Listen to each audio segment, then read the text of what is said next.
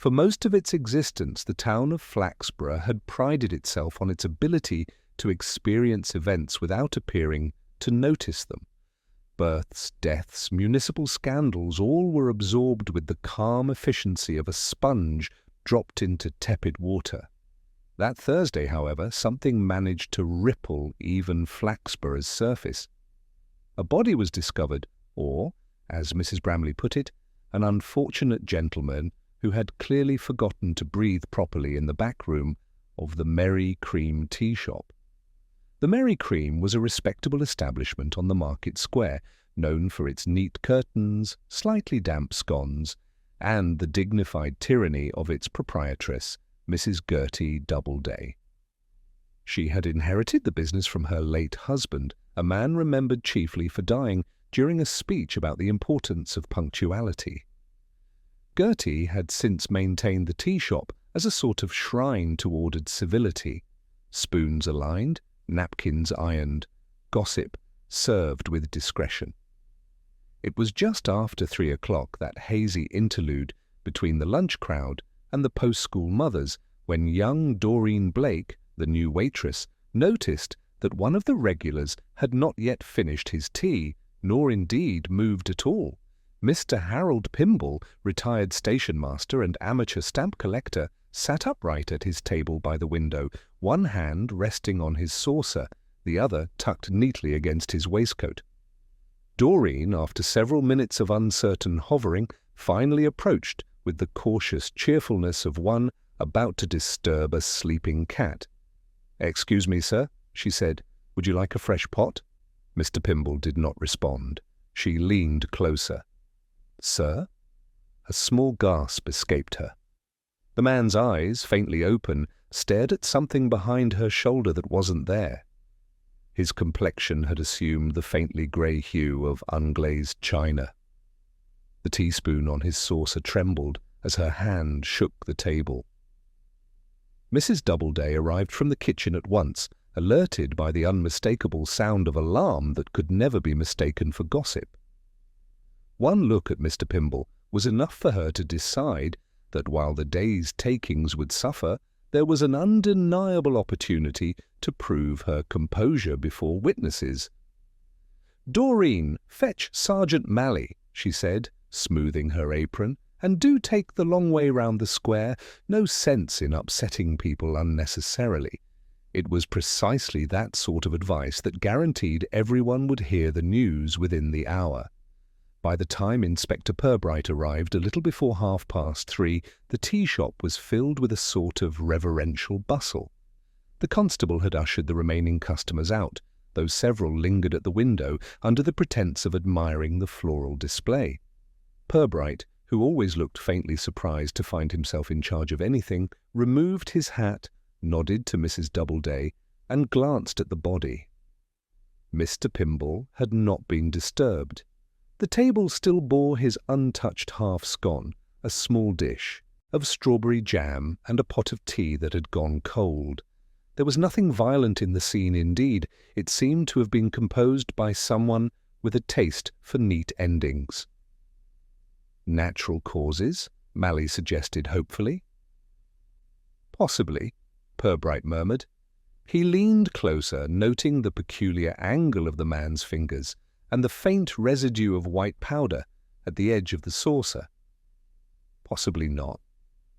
Mrs. Doubleday, meanwhile, maintained her stance behind the counter, watching with the solemn air of one who had lost a good customer but gained a local legend. She had already arranged her account of the event for later repetition, ensuring that no detail too unsavoury would interfere with the narrative's moral weight. Purbright straightened, gazing out of the window where the market stalls were being packed away. The sky had the bleached look of paper left too long in the sun. "Was Mr. Pimble alone?" he asked.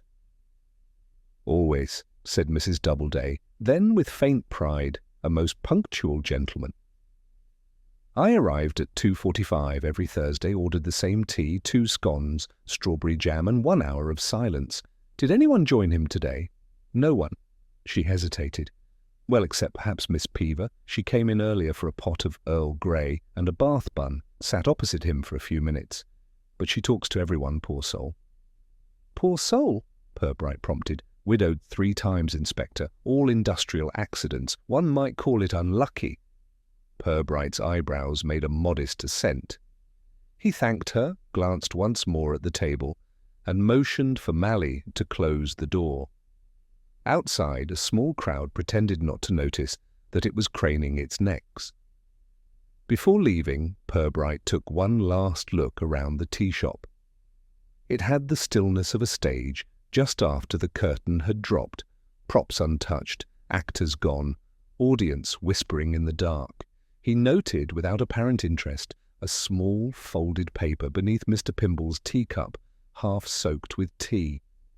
Later, at the station, when the paper was carefully unfolded, it revealed a brief, trembling line written in fountain pen ink. "Tell her I kept my promise." By morning, the death of Mr. Harold Pimble had achieved the peculiar immortality granted only to those who die inconveniently in public. Every window of the Merry Cream tea shop had been polished twice before opening, as if cleanliness could erase memory. Mrs. Doubleday had already rearranged the seating plan so that no one might be tempted to occupy the late gentleman's place. Still, several customers hovered near the table as though proximity might confer bragging rights.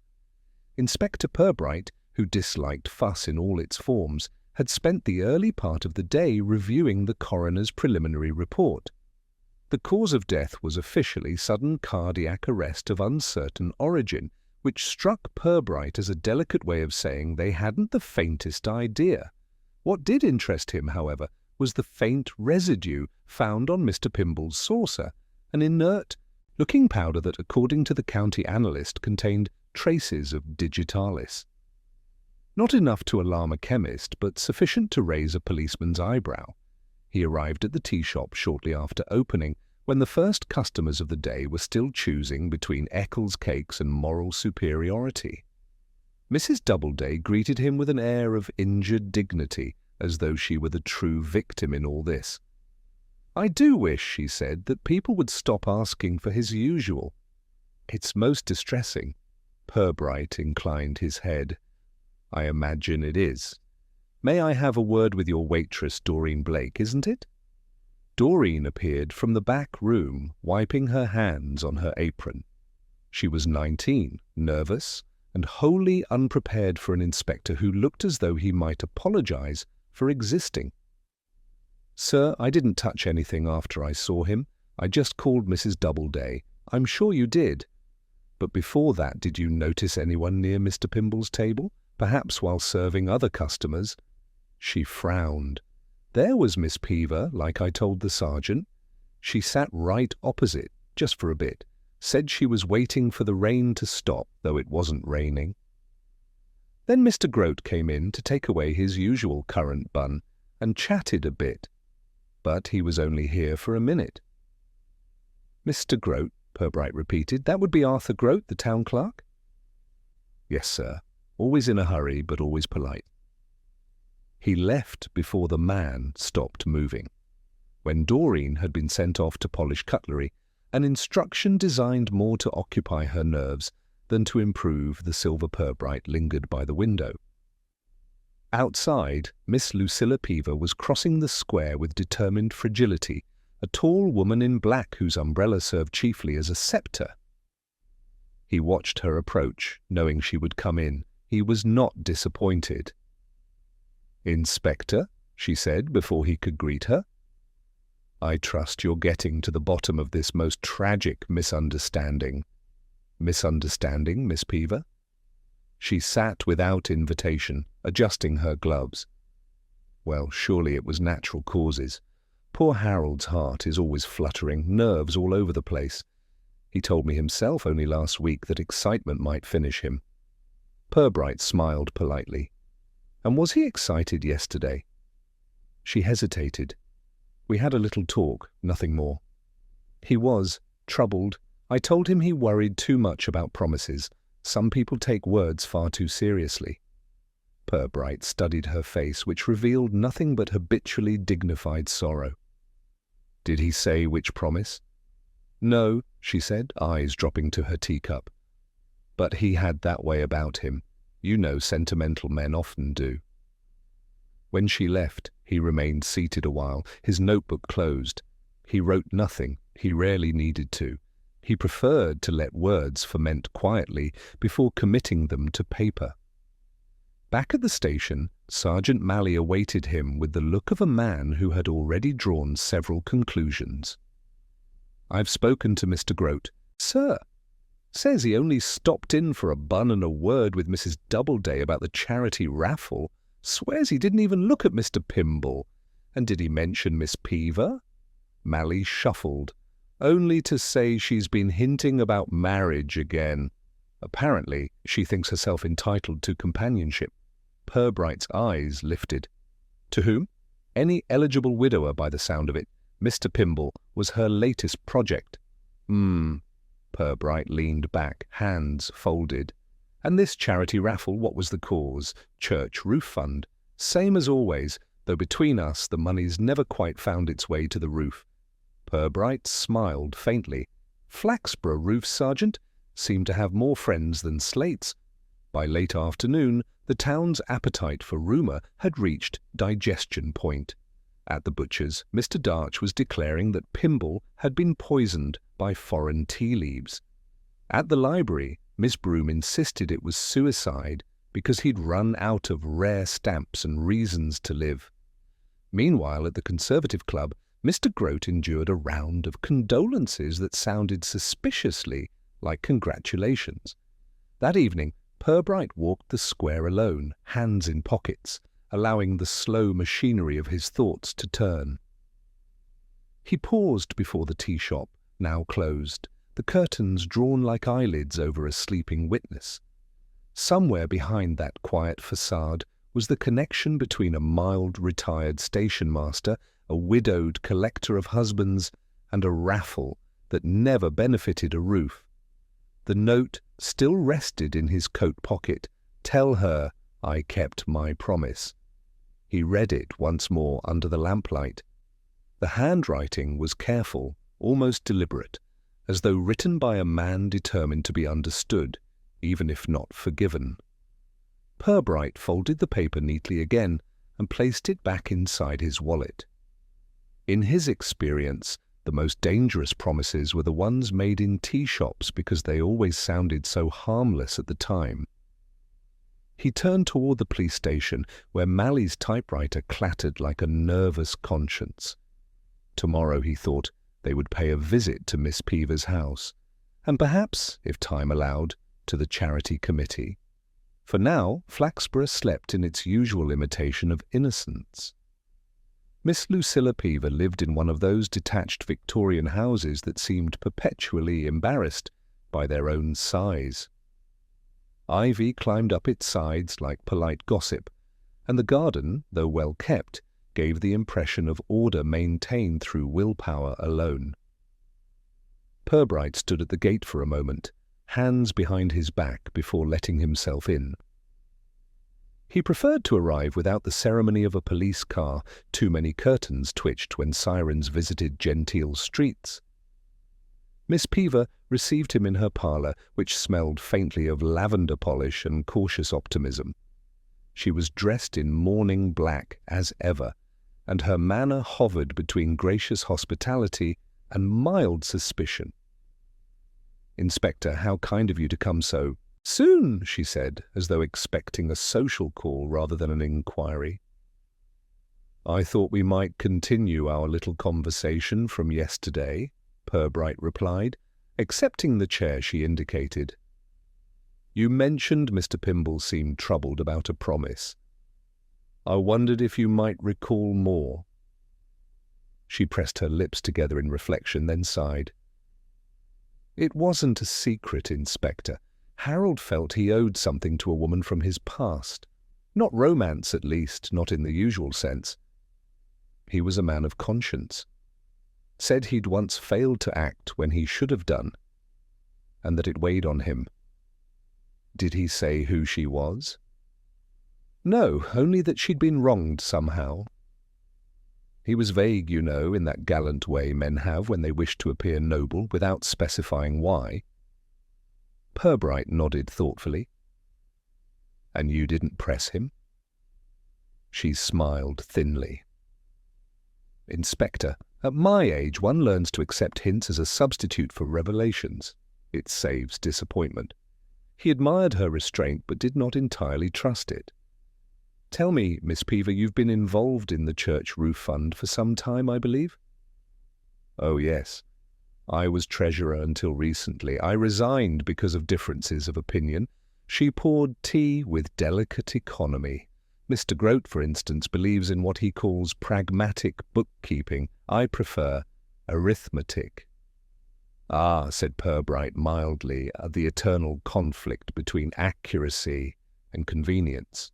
Her mouth twitched. Precisely.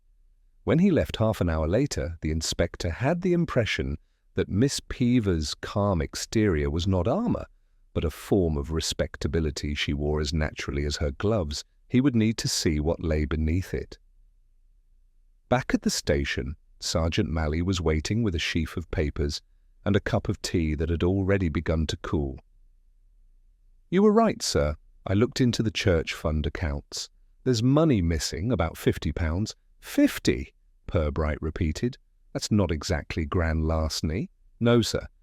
But the interesting part is who signed the withdrawal slips. One of them got Mr. Pimble's signature.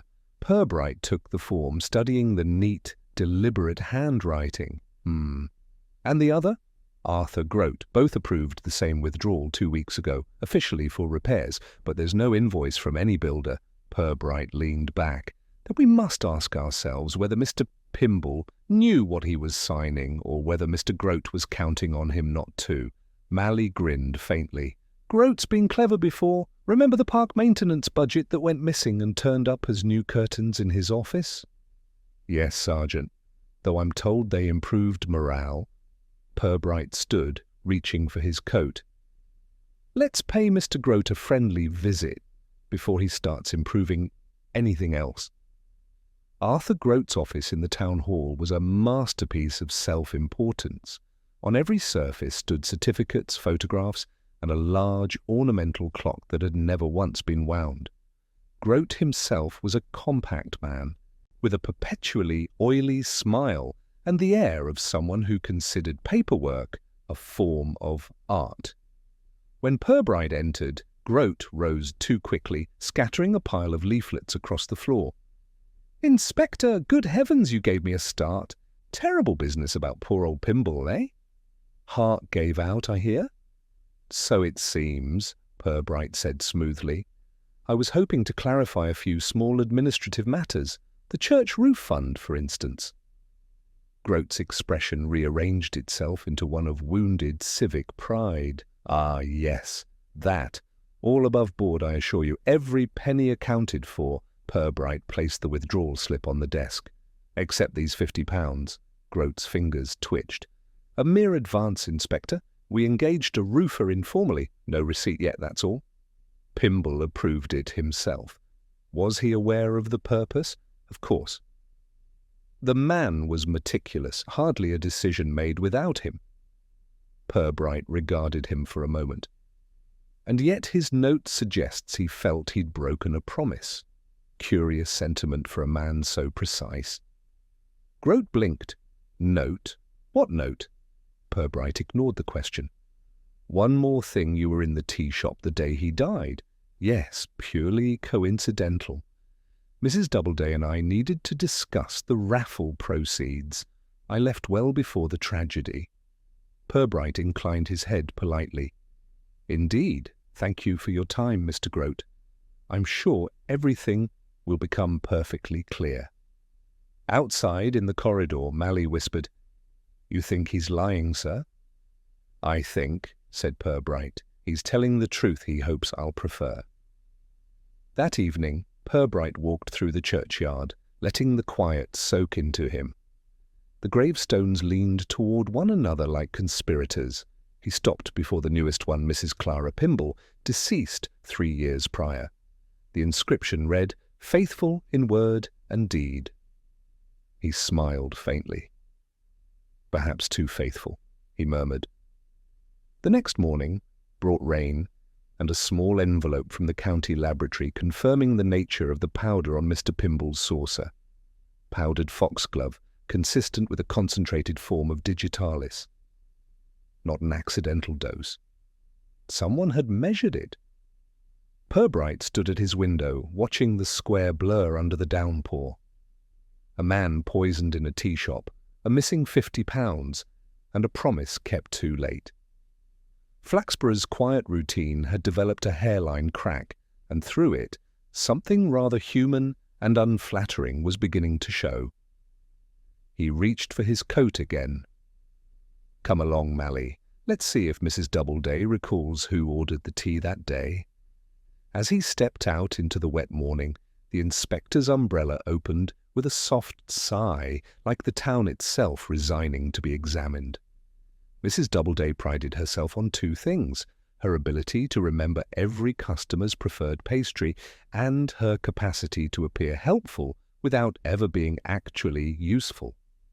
When Purbright and Sergeant Mally arrived at the Merry Cream that morning, she met them with the calm resignation of a woman who had decided that the police were, after all, part of the town's scenery, unavoidable but best tolerated in small doses. "Good morning, Inspector," she said, polishing the counter for the third time that hour. Such dreadful weather for business. People lose all sense of appetite when it rains. "Perhaps it sharpens other appetites," Purbright said mildly. He took off his hat and gestured toward the table by the window. "The one Mr. Pimble used. You've kept it just so?" "Of course." "Respect, Inspector. I'd not have anyone sit there until matters are concluded. Commendable." He moved closer to the table, examining the neatly folded napkin, the sugar bowl, and the set of cups. Then, turning slightly, he asked, "You remember who prepared Mr. Pimble's tea that day?" "I did, naturally," she replied, drawing herself up. "Doreen only served it. I never leave the quality of my tea to young hands." "And who poured it into the pot?" Her mouth hesitated before smiling.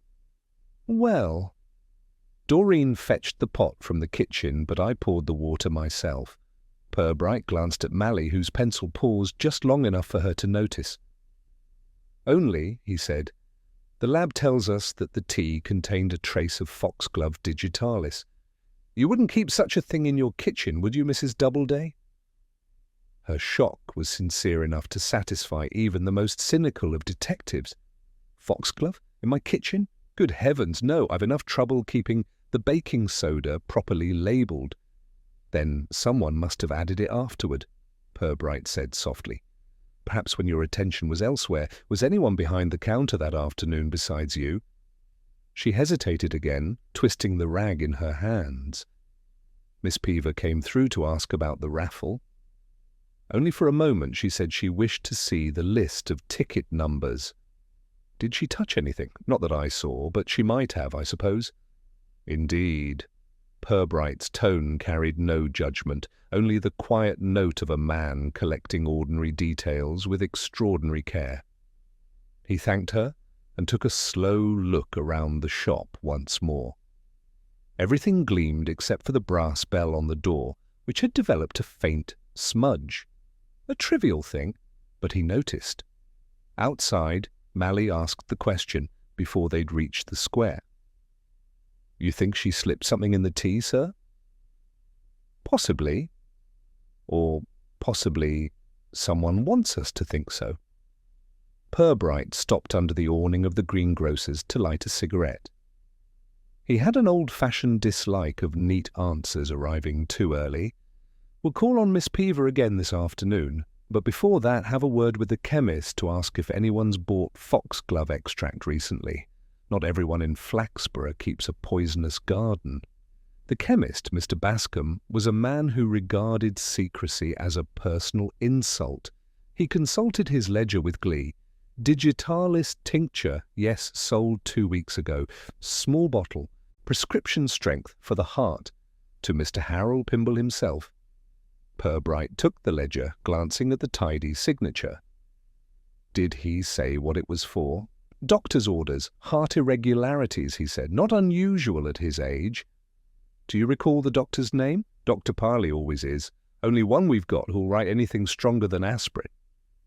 Outside again, Purbright stood for a moment, umbrella closed, letting the drizzle soak into his coat.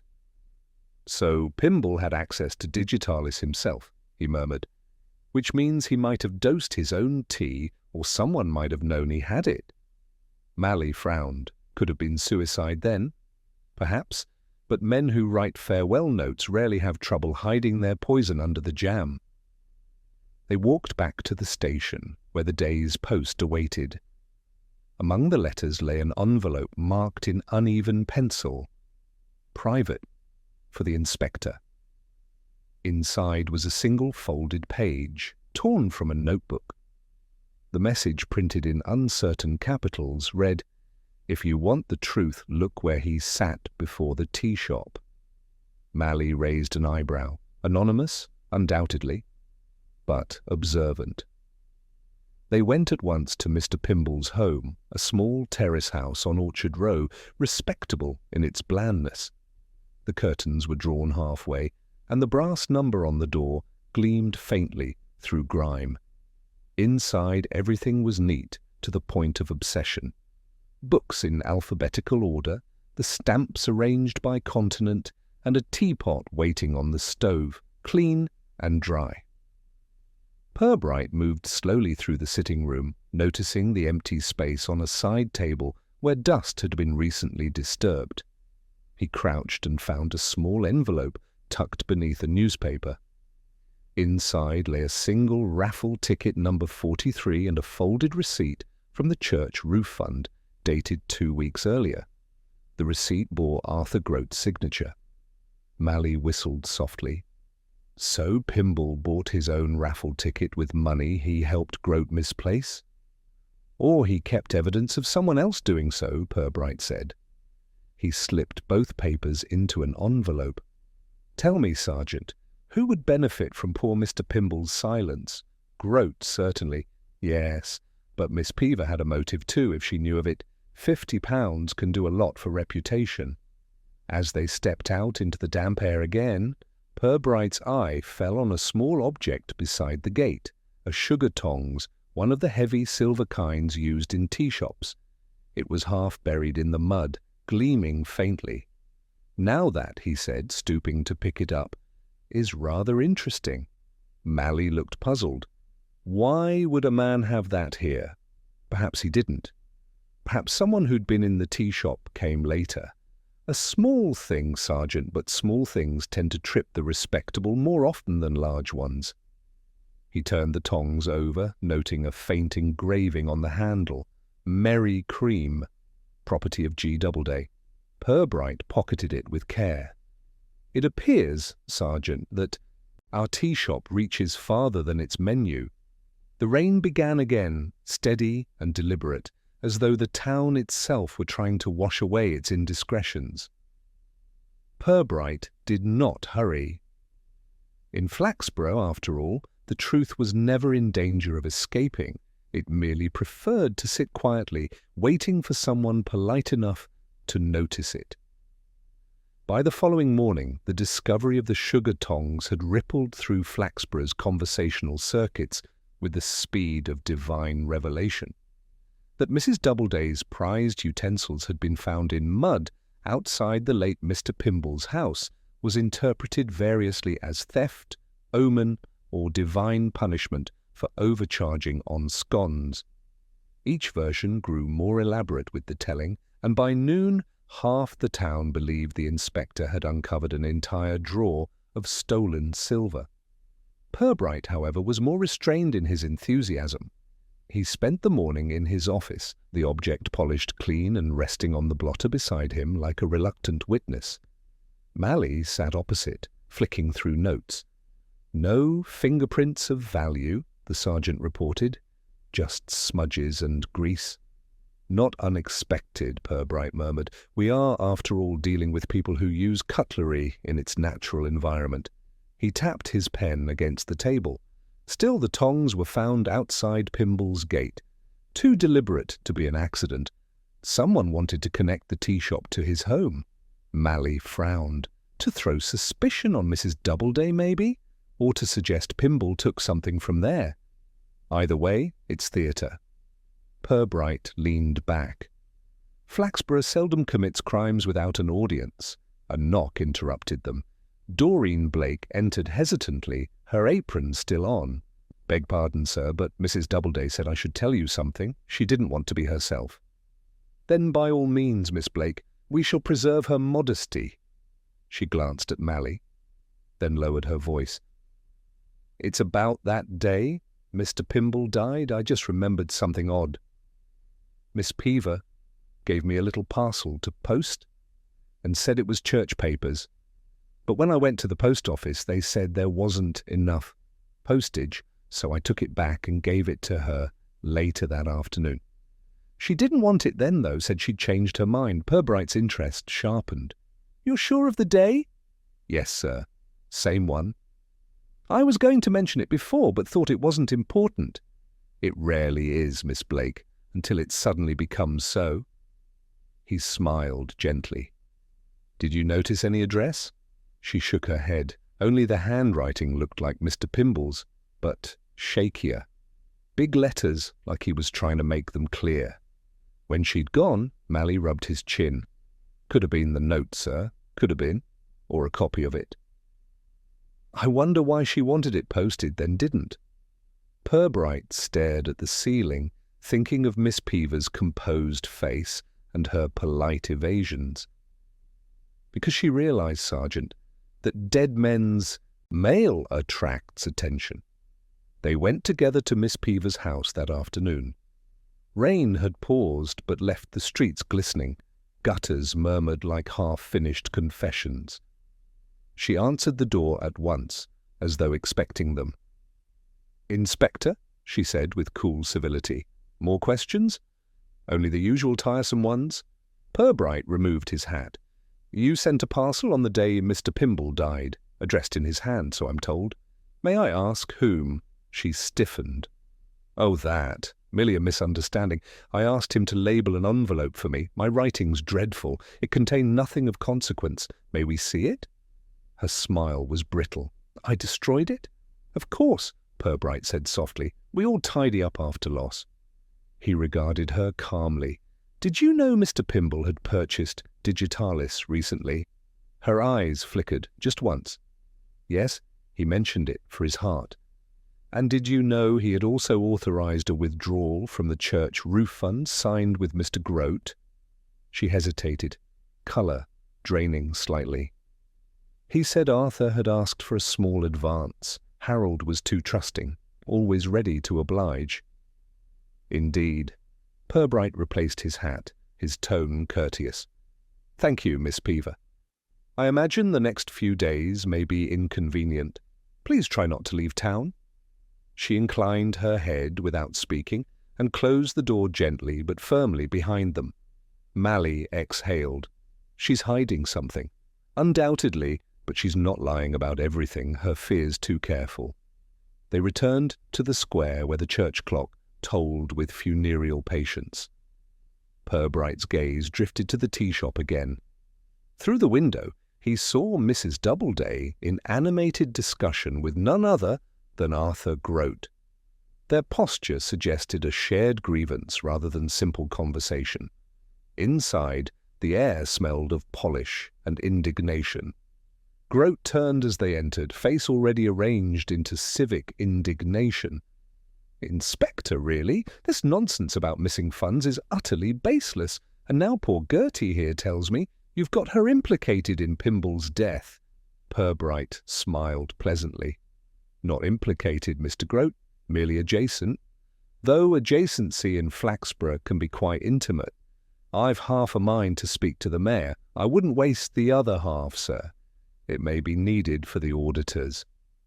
Grote flushed, but managed a dry laugh, mistaking it for humour. "You'll see. Inspector Pimble's death was natural. We'll soon have proof." "Perhaps sooner than you expect," Purbright said. "Tell me, was there a raffle ticket with your name on it?" Grote blinked. Why, yes. Number 42, I believe. Why? Purbright nodded. No reason, merely checking the arithmetic. As they left, Mally murmured, Pimble's ticket was 43. Exactly. Adjacent numbers again, Sergeant. Perhaps coincidence enjoys company. That evening, Purbright sat alone in his office, the lamplight dull against the drizzle outside. Before him lay the sugar tongs, the raffle, ticket, the note, and the small envelope in which the anonymous message had arrived. Pieces, each too small to make sense alone. Yet together they suggested something artful, a design woven from small respectabilities and large fears. He thought of Miss Peever's trembling voice when she said Harold was too trusting, and of Grote's polished indignation, a promise kept, a parcel posted, and a church fund quietly drained. Purbright folded his hands. The trouble with small towns, he murmured, is that no one ever gets away clean. They just get away politely. He smiled faintly to himself, then reached for the telephone. Sergeant, first thing in the morning, I want a list of all raffle prizes distributed last week, especially the winner of ticket 43. Mally's voice crackled through the line. Right, sir. Shall I also check if Miss Peever's received anything by post? Purbright paused. No need. I suspect she's already returned it to the sender. He hung up, staring once more at the sugar tongs glinting in the lamplight. In their reflection, the entire case seemed to be part domestic accident, part moral geometry. He was close now, he felt it. The next small truth would loosen everything. The following morning dawned grey and watery, the sort of light that made even Flaxborough's most optimistic shopkeepers reconsider their display windows. Inspector Purbright arrived at the station early, the faint smell of pipe tobacco still clinging to his coat.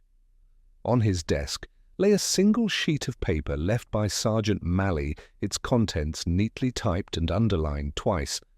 Raffle prize number 43, box of assorted teas, donated by Merry Cream Tea Shop, collected by Miss L. Peever 2 days before Mr. Pimble's death.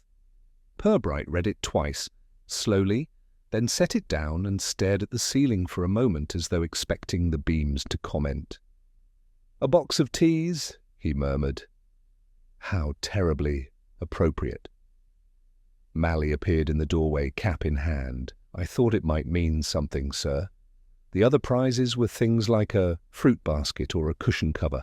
Nothing anyone could die from. Except envy, perhaps, Purbright said. Still, the connection's too neat to ignore. Pimble helps authorize the fund withdrawal, Grote arranges the raffle, and Miss Peever receives tea from Mrs. Doubleday's own establishment. Then Pimble dies drinking tea. You see the symmetry, Sergeant? I see trouble for whoever thought it was clever, Mally replied grimly. Purbright nodded and reached for his hat. Let's visit the tea shop again before Mrs. Doubleday's conscience has time to revarnish itself.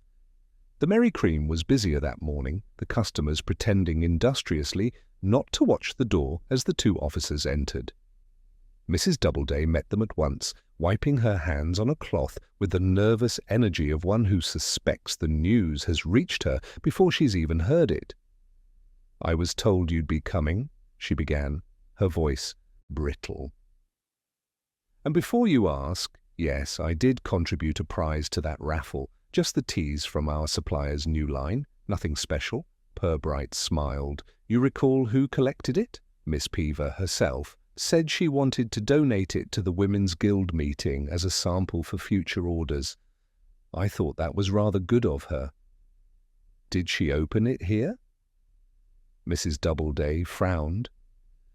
No, Inspector, she just took it away, though now that you mention it, she did come back later that same afternoon asking for an empty tin, said she'd forgotten one for her pantry. Purbright's brows lifted slightly. And you gave her one? Of course. A clean one? Why? He didn't answer directly. Instead, he looked at the neat rows of identical tins behind the counter. You keep them all in order, I see. She flushed faintly. Naturally. I run a respectable place. Purbright's gaze lingered a moment longer before turning to leave.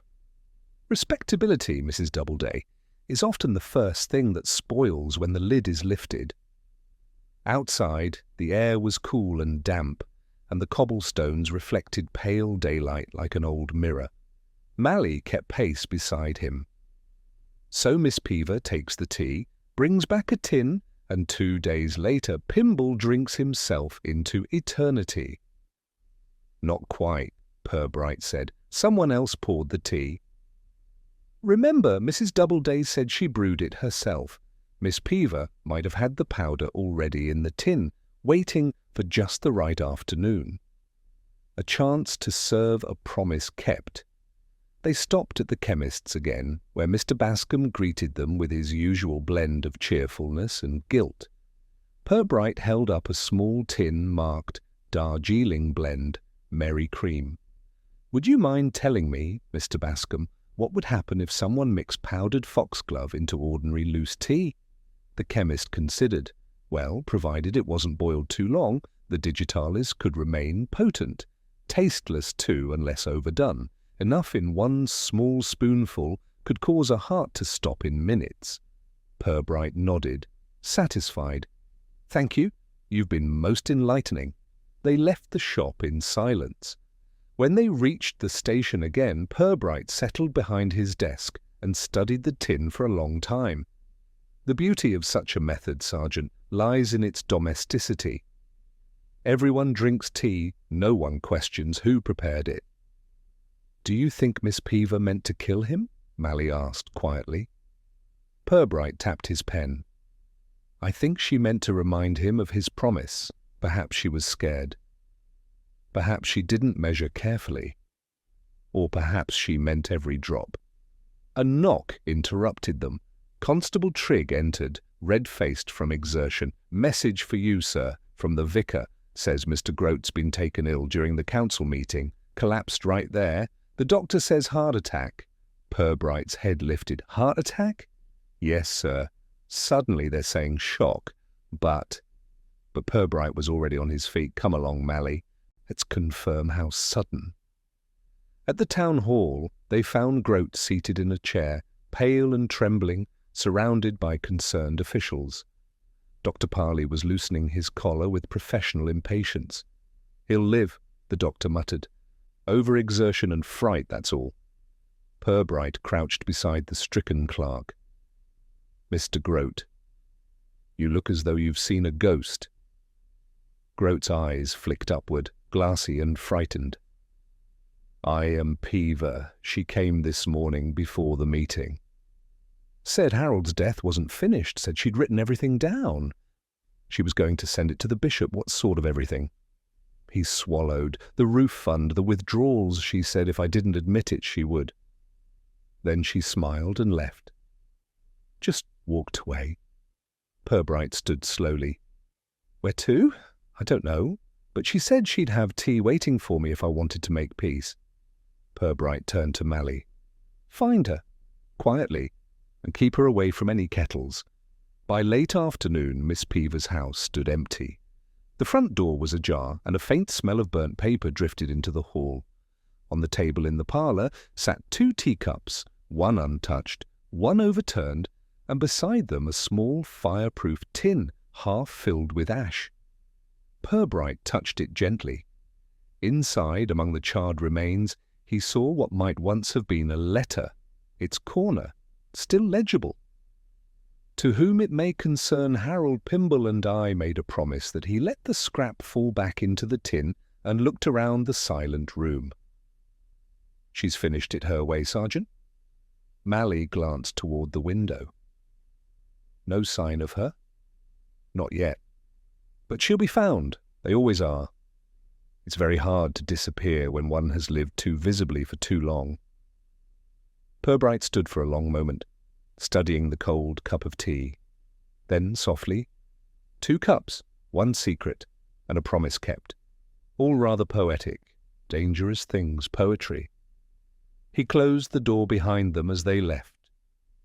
Somewhere outside, the first drops of rain began again, patient and indifferent, washing away the last traces of steam from the teacups.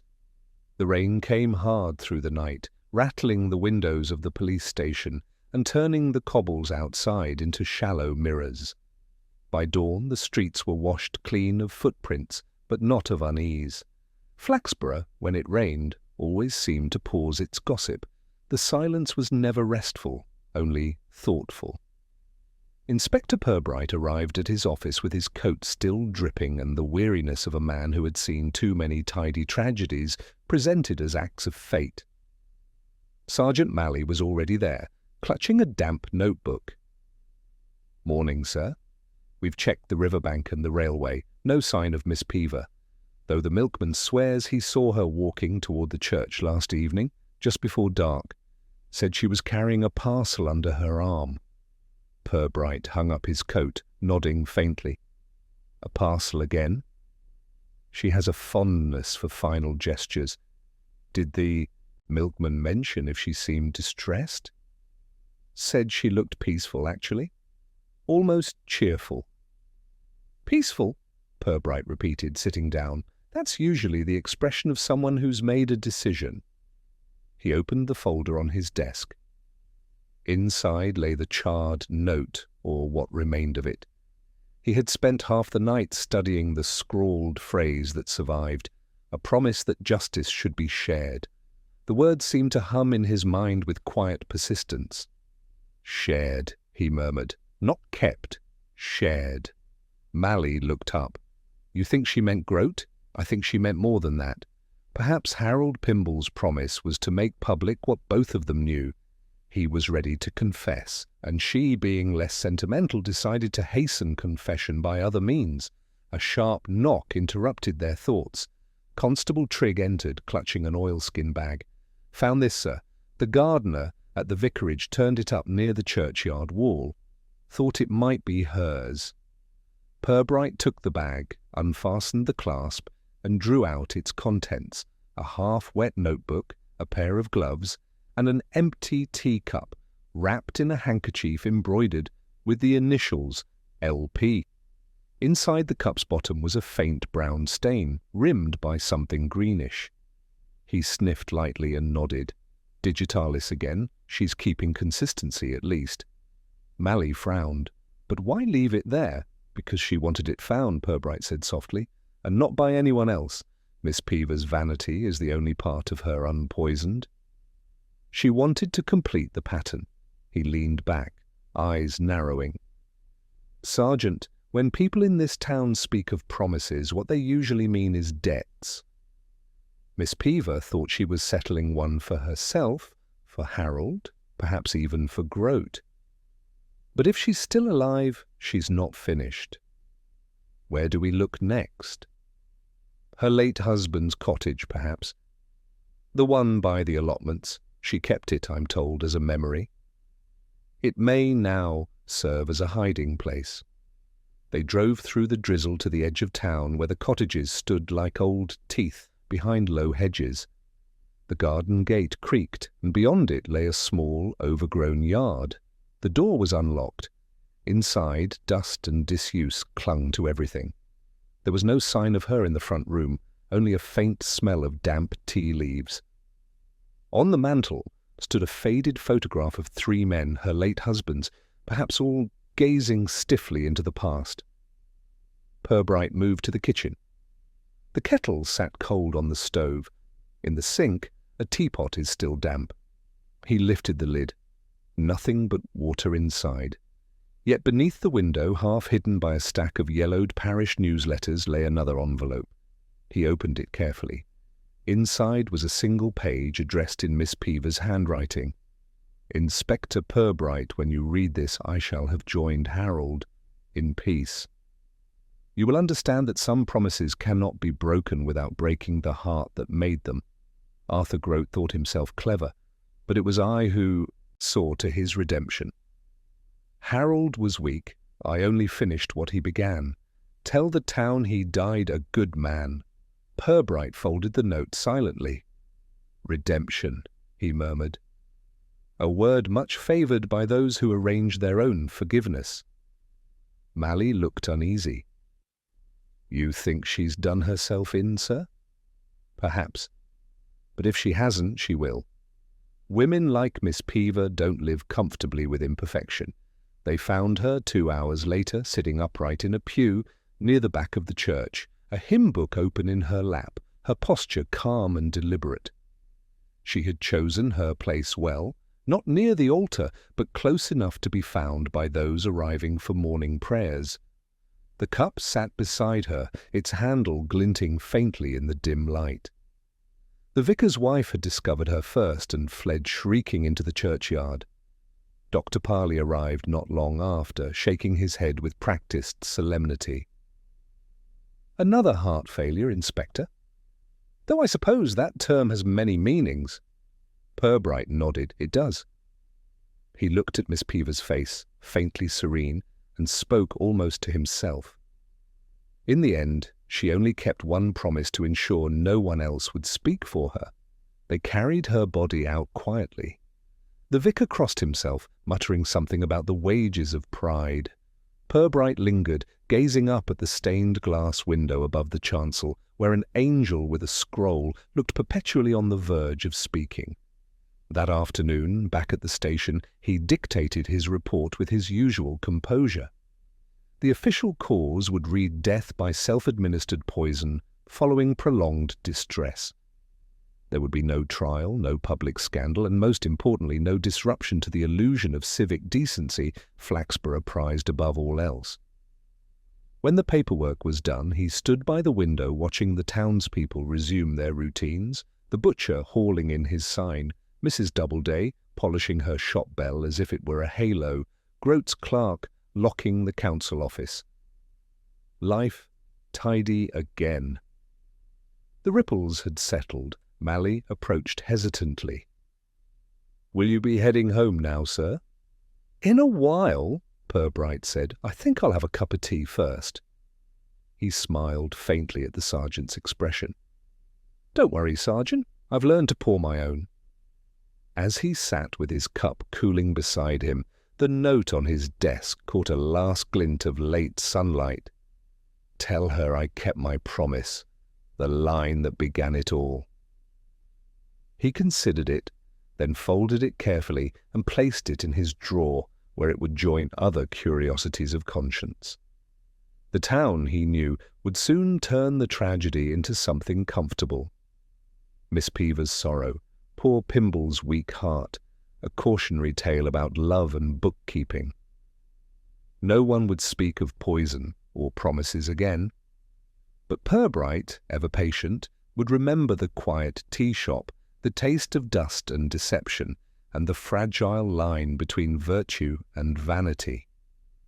Outside, the bells began to chime the hour. Their sound was mild, untroubled, and very English. Purbright listened, smiling without humour.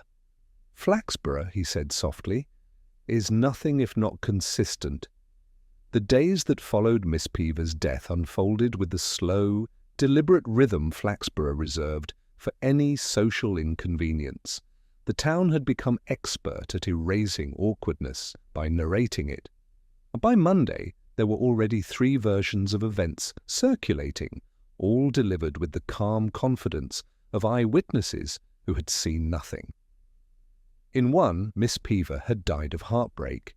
In another, she had taken a mild sleeping draught after misunderstanding her doctor's instructions.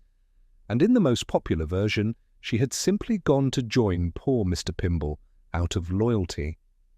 The gossip, as usual, had performed its civic duty tidying tragedy into something polite enough for tea.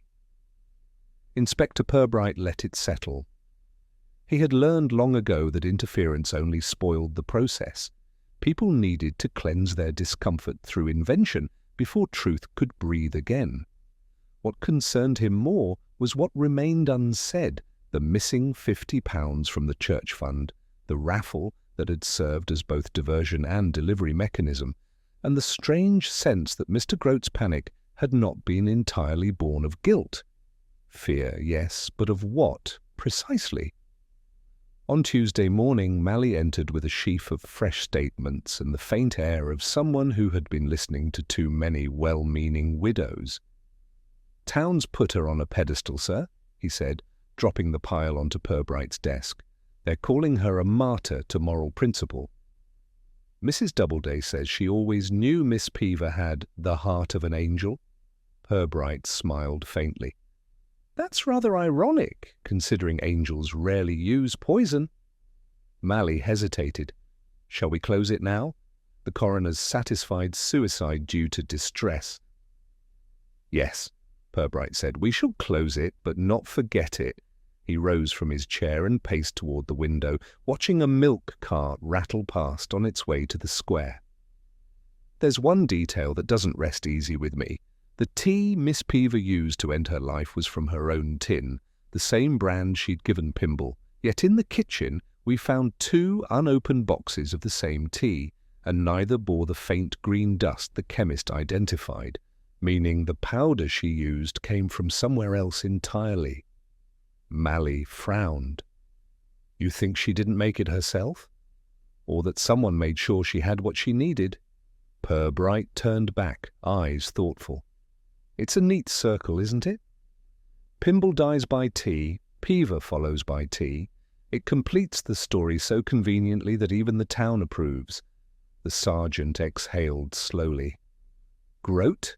Purbright nodded. The man's heart may have fluttered, but his conscience remains remarkably resilient. He's still turning up at the council office every morning. People like that never believe they'll be caught, because technically they already were, and survived. They set out across the square. The market stalls were being dismantled. The air smelled faintly of apples and damp wood. Grote's office, as always, was lit before any other. He looked up when they entered, the false warmth of an experienced administrator spreading across his face. "Ah, Inspector Sergeant, I wondered if this day would come. You're here to close the file, I presume?" "Not entirely," Purbright said mildly. "A few small clarifications. Miss Peever's note mentioned redemption. You recall it, no doubt." Grote's fingers tightened around his fountain pen. "A tragic woman. Overwrought. Sentimental."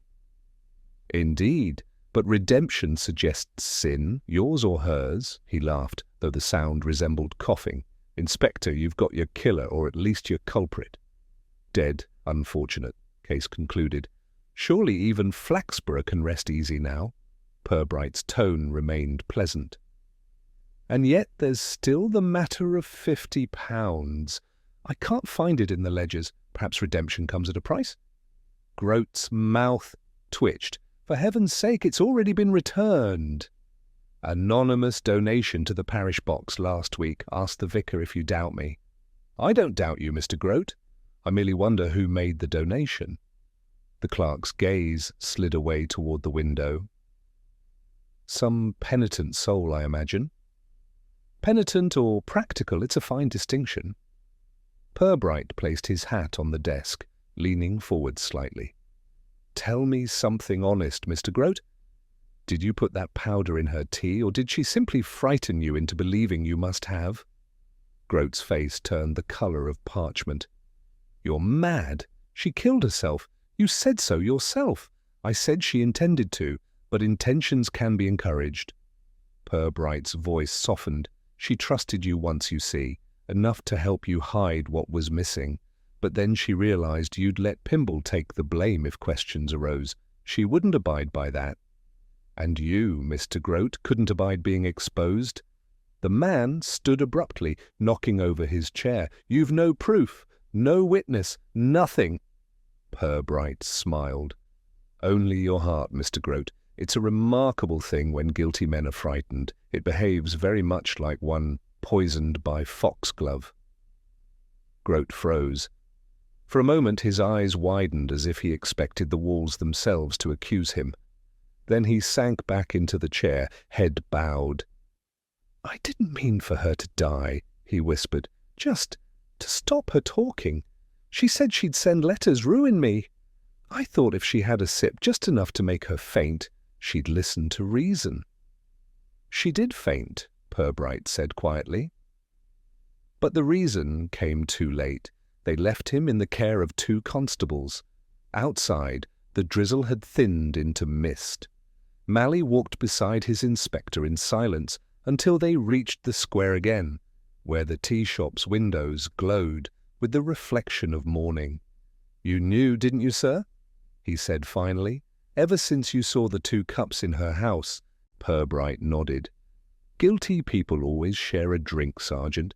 It makes their lies taste less lonely."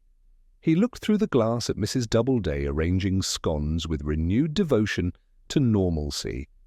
The bell above her door tinkled merrily each time a customer entered, as though death were merely another flavor on the menu. "Flaxborough will forget," Purbright said softly. "They always do. That's how it keeps surviving, by rewriting its own crimes as cautionary tales."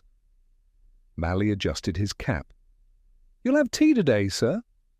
Purbright smiled. "Not just yet. I find I'm rather tired of the taste."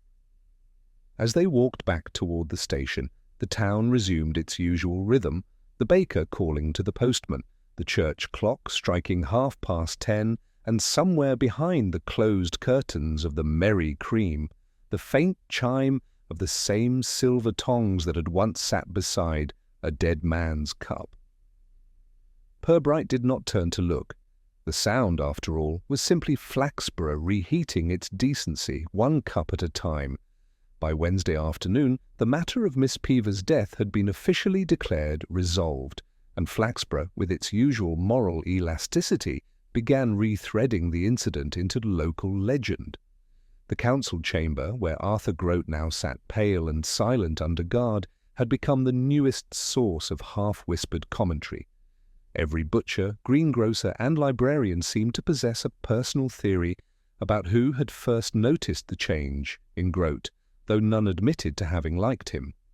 Meanwhile, Mrs. Doubleday, whose tea shop had unwillingly served as both theatre and weapon, found herself in a paradoxical fortune. Inspector Purbright, sitting by his office window that same afternoon, could hear the faint hum of everyday commerce filtering in through the half-open pane. The ring of the bicycle bell, the bark of a dog, the clatter of a milk crate. Flaxborough, he thought, had an extraordinary gift for endurance. Murder, scandal, theft, they were all compost for the town's peculiar civic garden. Something unpleasant always grew, but the flowers never seemed to mind. Mally entered with the afternoon post, sorting the envelopes into tidy stacks. "Grote's solicitor says he'll plead guilty to manslaughter. Claims it was a terrible misunderstanding of dosage." "I'd call that creative chemistry." Purbright smiled faintly. Grote always did enjoy adjusting proportions, particularly in his accounts. He leaned back in his chair. "Did we ever find where the rest of the missing fund went?" "Yes, sir. Turns out half was quietly repaid weeks before Pimble's death, deposited anonymously in the church safe. Probably Miss Peever was trying to make things right before she lost patience." Purbright nodded slowly. She wanted to balance the moral books before closing them. Admirable in a tragic way. They sat in companionable silence for a few minutes, the kind shared by men accustomed to quiet conclusions rather than dramatic ones. Outside, a church bell chimed 4 times. "I suppose," Mally said at last, "that's the end of it. Everyone's accounted for." "Almost," Purbright said softly. He reached into his drawer and drew out a small envelope, the one found beneath Pimble's teacup. He had read it countless times, though the words never entirely gave up their meaning. "Tell her I kept my promise." He turned it over again. "I asked myself once what that promise was. Perhaps now I know." Mally looked puzzled. "You mean about the church money?" "Partly, but promises in Flaxborough aren't just about money, Sergeant. They're about dignity." Pimble promised her discretion. She promised him justice.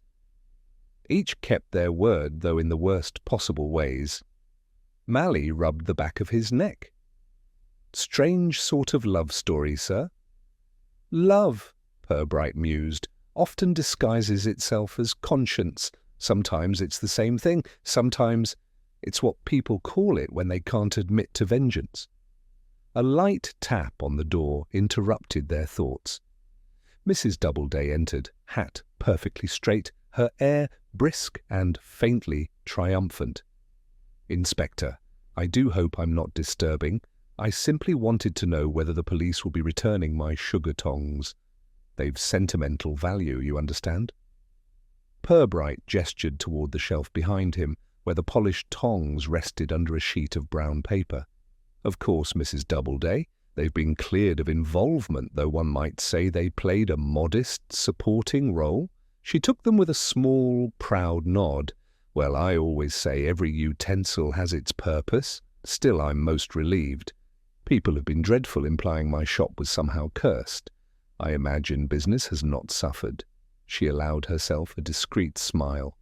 "On the contrary, curiosity keeps people hungry, Inspector. Tragedy seems to sharpen the appetite." "I've noticed," Purbright said, "and no doubt you'll ensure the tea is properly supervised now." "Indeed, I've taken to pouring it personally, in full view of everyone. No one's dying on my watch again." She gave a brisk nod and departed, the bell on the door jingling faintly behind her. Mally waited until she was gone before saying, "Do you think she ever suspected what was happening in her own shop?" Purbright looked out the window. "I think Mrs. Doubleday suspects everything eventually, but only after it's safe to do so." Later that evening, Purbright left the station and walked across the square alone. The streets glistened from another brief shower, and the air smelled faintly of damp stone and chimney smoke. The Merry Cream was closing up, its windows glowing with soft light. Inside he could see Doreen stacking saucers while Mrs. Doubleday counted coins at the register. Domestic peace restored, he thought. Yet even from here, the faint gleam of the bell above the door seemed to carry a kind of memory. He turned toward the church instead, drawn by the hush that lingered around it. Inside, the last of the candles burned low. The vicar, surprised but unbothered, greeted him quietly and returned to his vestry work. Purbright stood near the pew where Miss Peaver had been found. Someone, perhaps the vicar's wife, had placed a small posy of white flowers there. Beneath them lay a folded paper with a handwritten note for Miss Lucilla Peaver, whose heart was too full for safety. He smiled faintly. Flaxborough's sentimentality once again had tidied its conscience. As he stood there, his mind wandered back to Pimble, the old station-master, mild and punctual, whose life had been reduced to a cautionary whisper between cups of tea. Purbright had never met the man while living, only in the aftermath, yet he felt a curious sympathy for him. Perhaps it was because Pimble had tried, in his quiet way, to do right and had chosen the wrong ally. Or perhaps because Purbright, for all his detachment, recognized the weariness of decency constantly eroded by circumstance. The church bell sounded for half an hour. He looked up, watching the shadows shift across the pews, and thought of all the small human compromises that passed for crime in Flaxborough. Money taken temporarily, gossip passed accidentally, poison mixed only to frighten. The town's sins, like its streets, were narrow but well-trodden. When he stepped outside again, the night had cleared. The market square lay empty, its puddles catching the lamplight like fragments of a broken mirror. Purbright walked across it slowly, listening to the muted echo of his own footsteps. Somewhere a window opened, a laugh drifted out, and then the sound of a kettle whistling faintly reached his ears. He paused, smiling to himself. "Another promise," he said quietly. "Flaxborough never breaks them. It just keeps pouring." He adjusted his hat and continued home, his silhouette briefly caught in the lamplight before vanishing into the mist.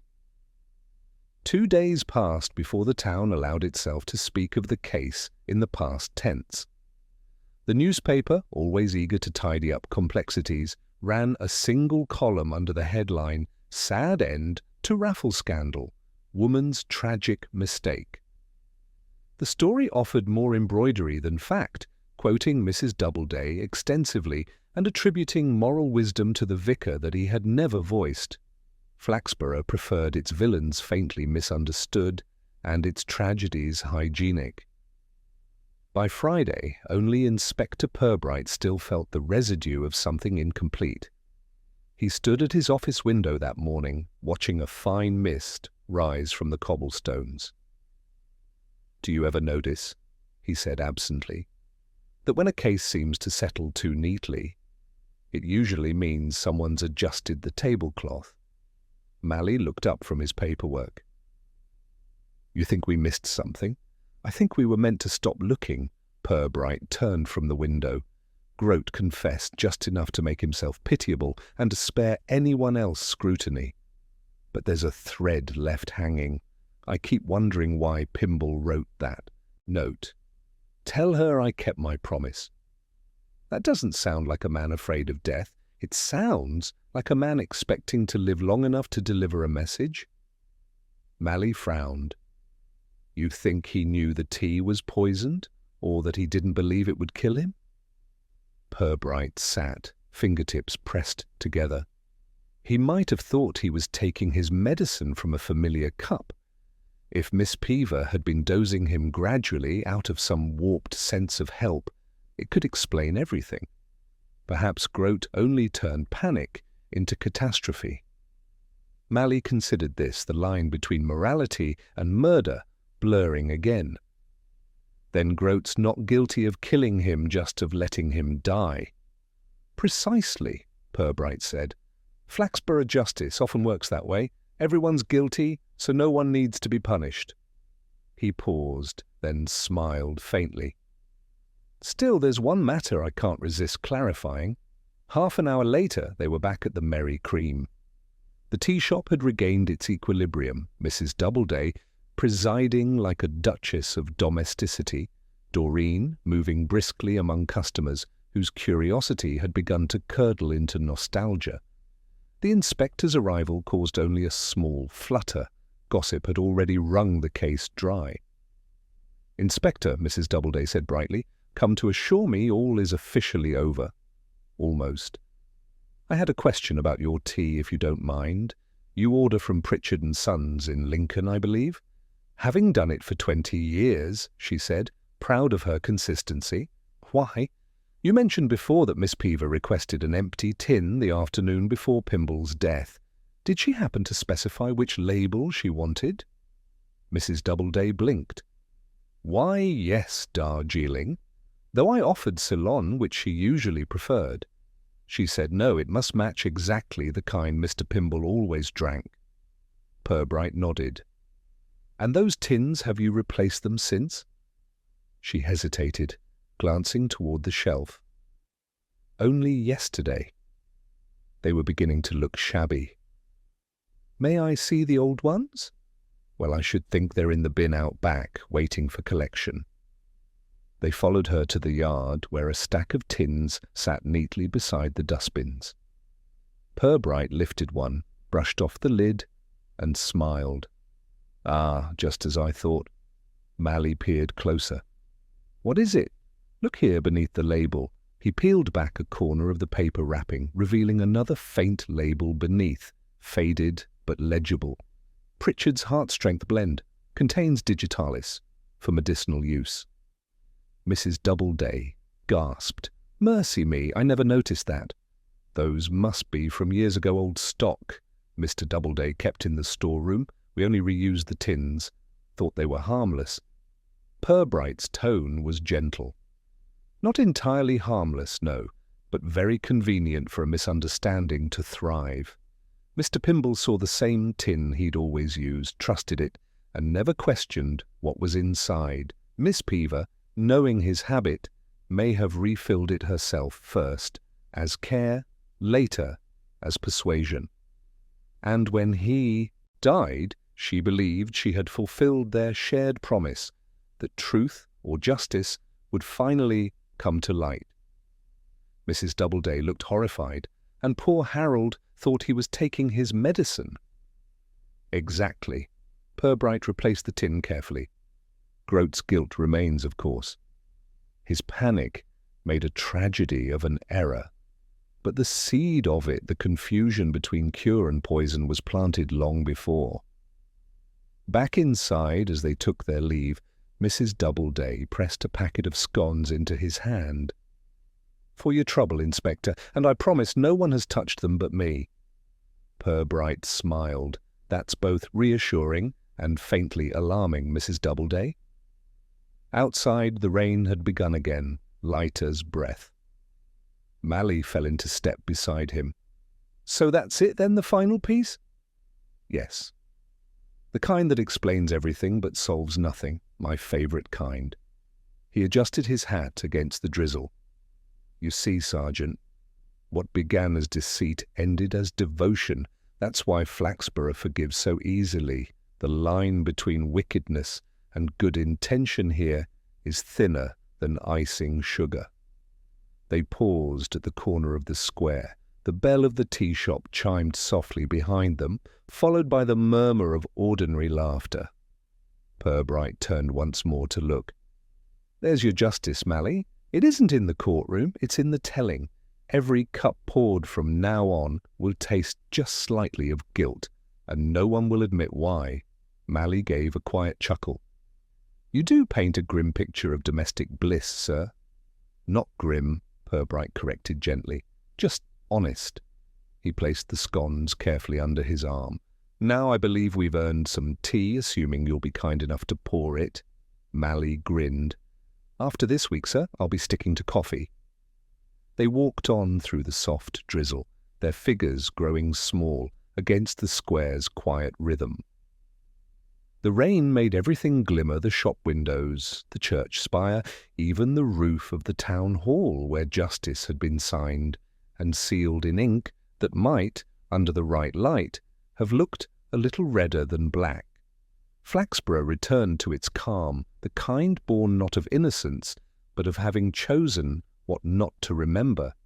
The case of the tea shop, like so many before it, dissolved into conversation, then into rumour, and finally into that familiar silence that covers everything unpleasant with the polite warmth of afternoon light. And in that silence, Inspector Purbright allowed himself a small sigh, not of satisfaction, but of acceptance. The following Sunday began with mist so thick that even the church bells seemed uncertain whether it ought to sound. The town, wrapped in that soft greyness peculiar to English mornings, appeared almost innocent again. From his window, Inspector Purbright watched the haze lift slowly over the market square, as though Flaxborough were erasing its own memory, one rooftop at a time. He felt a curious stillness, a sense that the town itself had exhaled after holding its breath too long. The week's headlines had already slipped into history. Arthur Groat was remanded in custody, awaiting trial at the assizes. The papers described him as a man undone by conscience, which Purbright found an elegant euphemism for cowardice. Miss Peever's funeral had been conducted quietly 2 days earlier, attended mostly by elderly women whose curiosity disguised itself as piety. Mrs. Doubleday had provided scones for the mourners, ensuring the deceased's final reputation remained wrapped in the respectable aroma of fresh baking. Purbright arrived late to the office, not from indolence but reluctance. He knew the case was neatly folded, the way Flaxborough preferred its scandals, yet something in him resisted the finality. There were no more clues to pursue, no moral knots left to untangle, and still he felt that faint unease which came whenever human frailty was catalogued as paperwork. Sergeant Mally was already at his desk, absorbed in a report. "Morning, sir. A bit of calm at last. Feels odd, doesn't it?" "The town almost looks innocent again." "It's always innocent," Sergeant Purbright said, hanging up his coat. "That's its most cunning disguise." He sat and glanced over the typewritten sheets. Anything of interest? Only letters from the public, Mally replied. One from Mrs. Doubleday. She's sending over a complimentary hamper as thanks for restoring the good name of the Merry Cream. And one from the vicar saying the church funds finally balanced. Apparently an anonymous donation arrived yesterday for exactly £50. Purbright smiled without humour. How neat of Providence. I like to tidy up the books. Mally frowned. You think Grote sent it from custody? No, he has no imagination. Miss Peever perhaps arranged it in advance. Or Mrs. Doubleday, to remove any lingering stain on her tea service. In Flaxborough, guilt is often shared like jam spread thin to make it last. A soft knock interrupted them. Doreen Blake, the waitress, appeared hesitantly in the doorway, clutching her handbag as if it contained contraband emotions. Beg pardon, sir? I know it's all over, but there's something I think you should see. She opened the bag and produced a small notebook, its cover faded and corners curled. Found it under the counter at the shop while dusting. It's Miss Peever's handwriting. I recognized it from the raffle ledger. Purbright took it gently. Inside were pages of neat, delicate script entries spanning several months. Most were mundane observations about tea orders and guild meetings, but between them appeared curious notations. HP weaker today, 2 drops instead of 3. And later, promise renewed, justice must not sleep. He closed the book softly. So she'd been giving him doses for weeks, small ones, perhaps meant as medicine or persuasion. She truly believed she was healing him, even as she rehearsed his death. Mally looked uneasy. Strange sort of devotion, sir. The purest kind, Purbright murmured. The kind that kills politely. He handed the notebook back to Doreen. Keep this safe, Miss Blake. It's part of history now, but one better kept behind glass than read aloud. She nodded, visibly relieved, and hurried out. The office fell silent again, except for the ticking clock. Do you ever tire of it, sir? Mally asked quietly. The way people turn evil into sentiment after a week or two, Purbright considered. Tire, yes, but I can't despise it. It's how they survive. If the town ever looked itself full in the face, it would faint dead away. He rose, stretching the stiffness from his shoulders. Come on, Sergeant, let's take a walk before the fog remembers it's supposed to linger. They strolled down to the square, where the stalls were being set up for the Sunday market. The air carried the smell of damp earth and early bread. Mrs. Doubleday, already at her door, waved to them with cheerful purpose. Morning, Inspector. Lovely day for tea. Purbright raised his hat. Every day is Mrs. Doubleday. As they walked on, Mally said, You think she'll ever tell anyone what really happened? Of course not. Truth spoils business, and business keeps the town upright. They reached the church, where sunlight was beginning to pierce through the stained glass, painting the wet stones with trembling colour. Purbright paused, looking at the spot where Miss Peever had once sat. The flowers on her pew had begun to wilt, their petals turning translucent. He thought of her last note, her precise handwriting, the conviction that morality could be measured in teaspoons. Funny thing, Mally said, following his gaze. If she'd just told someone, none of this would have happened. She did tell someone, Purbright replied quietly. She told Harold Pimble, and he listened, the way kind men do, just long enough to believe her madness was virtue. They stood in silence for a while, each lost in thought. Then Purbright turned back toward the square. You know, Sergeant, I sometimes wonder if Flaxborough breeds its own crimes like mould in a damp cupboard. Close it up too long and something unpleasant will always grow. Mally grinned faintly. And we're the ones paid to open the door. Precisely, said Purbright, though I prefer to think of us as air fresheners. By the time they returned to the station, the sun had burned through the mist completely. The town looked almost golden, its roofs gleaming, its chimneys smoking gently, its ordinary life restored. Purbright paused at the steps, glancing back at the square one last time. Mrs. Doubleday was laughing with a customer, a child tugged at a balloon string, and from somewhere nearby came the familiar chime of the tea shop's little bell, soft and regular, as though signalling that all was well again. He smiled faintly and went inside. There would be other cases, other moral contortions dressed in domestic calm. But for now, Flaxborough had closed its latest chapter with commendable neatness. The inspector, who knew better than to disturb such order, allowed himself a moment of stillness before reaching for his pen. He wrote a single line in his case summary, "Justice served by its own peculiar recipe." Then, almost as an afterthought, he added, "Recommend no further action tea, now safe for consumption."